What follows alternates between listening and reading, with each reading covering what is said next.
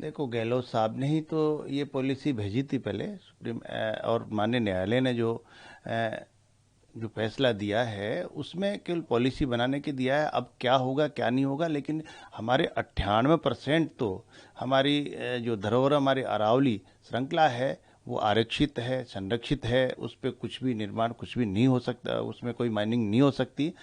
और अब जो 1-2% है उसमें भी पॉलिसी बनेगी।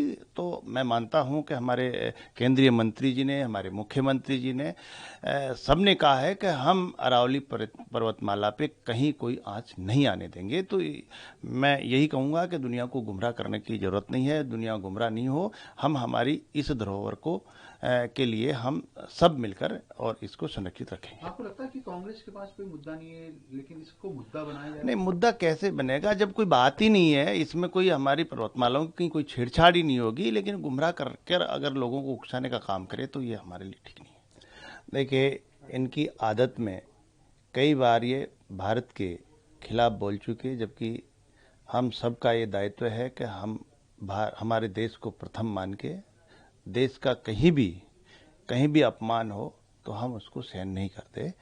और इन्होंने कई बार भारत के बारे में कई चीज़ें बाहर जाके बोलते हैं, ये अच्छा नहीं है हमारे। और जो संविधान को लेके घूमते हैं, संविधान को की बात करते हैं और फिर भारत का अपमान करते हैं। तो मैं मानता हूं कि इनकी आदत में है।